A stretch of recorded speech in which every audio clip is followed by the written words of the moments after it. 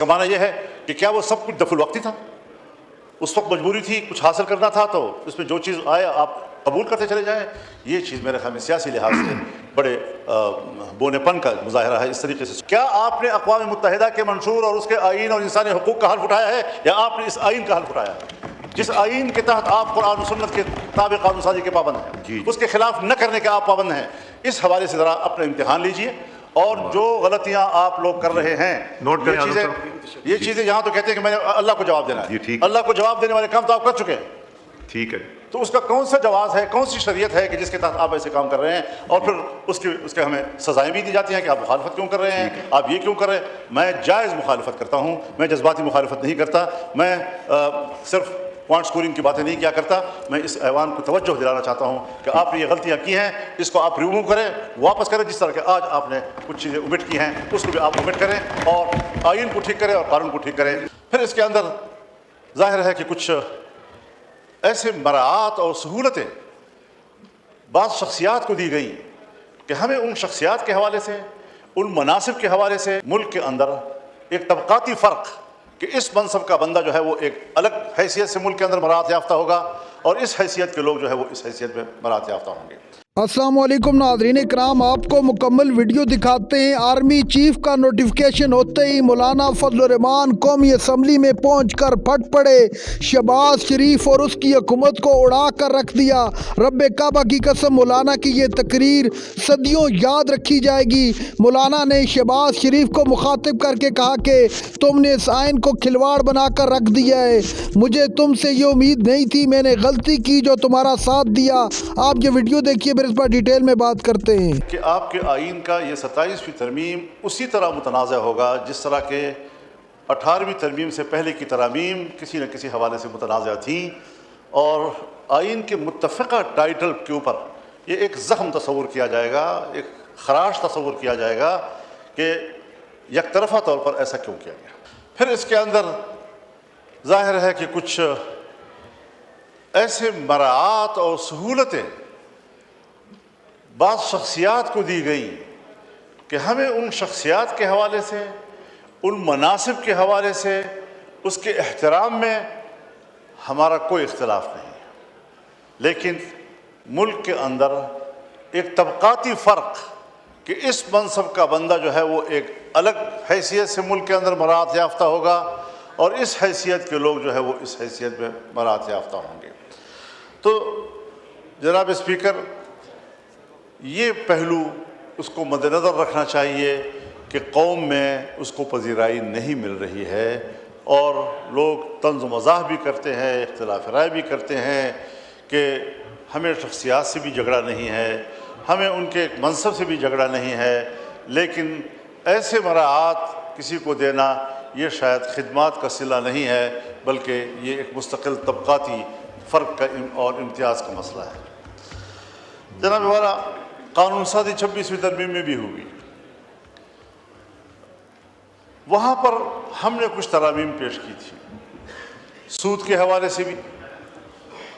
इसी तरीके से हमने शरई अदालत को ताकतवर बनाने का आईनी रास्ता इख्तियार किया।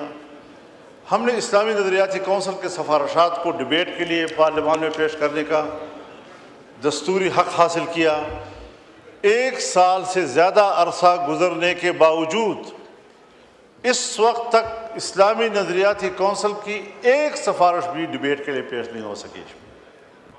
इसका माना यह है कि क्या वो सब कुछ दफुल वक्ती था, उस वक्त मजबूरी थी, कुछ हासिल करना था तो उसमें जो चीज़ आए आप कबूल करते चले जाएं।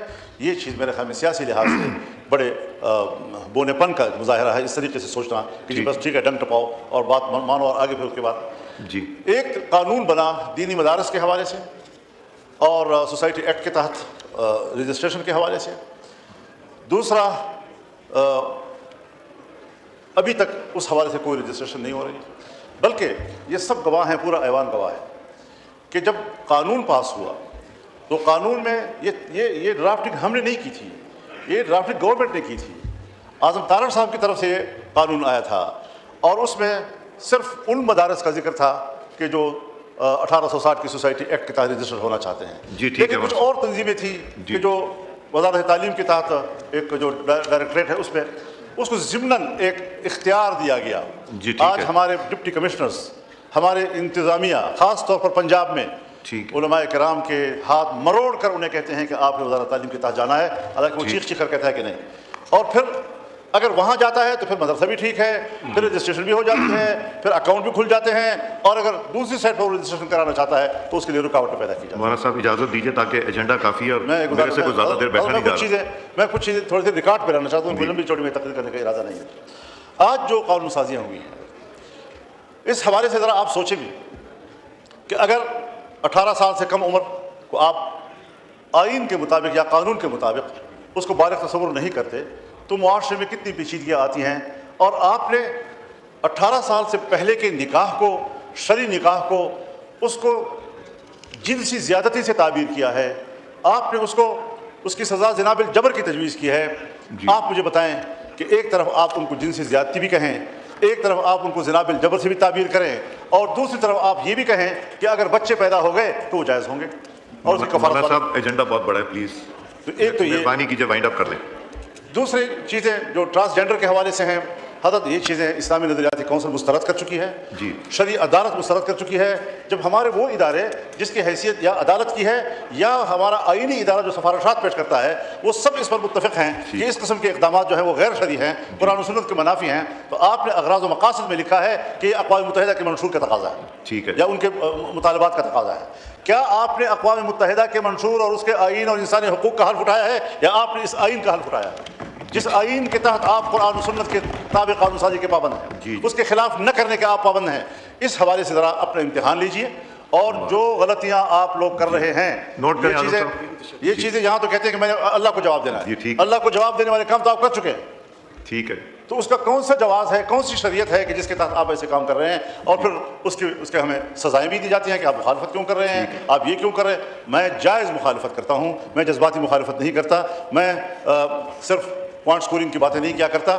मैं इस ऐवान को तवज्जो दिलाना चाहता हूँ कि आपने ये गलतियाँ की हैं, इसको आप रिमूव करें, वापस करें। जिस तरह के आज आपने कुछ चीज़ें ओमिट की हैं उसको भी आप ओमिट करें और आइन को ठीक करें और कानून को ठीक करें। देखिए सर 1973 में नाज़रीन इकराम, आपने वीडियो देखी। मौलाना फजल रहमान ने आज कौमी असम्बली में हक़ के नुमाइंदगी अदा कर दिया।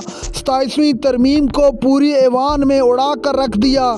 मौलाना ने कहा कि 26वीं तरमीम में मैंने आप लोगों का साथ दिया, लेकिन 27वीं तरमीम आपने अपनी मर्ज़ी की शिकें शामिल करके इस कायन का हुलिया ही बिगाड़ के रख दिया है। इस तरह मुल्क नहीं चल सकता जब तक मुल्क के अंदर रूल ऑफ लॉ नहीं होगा, आइन की पासदारी नहीं होगी।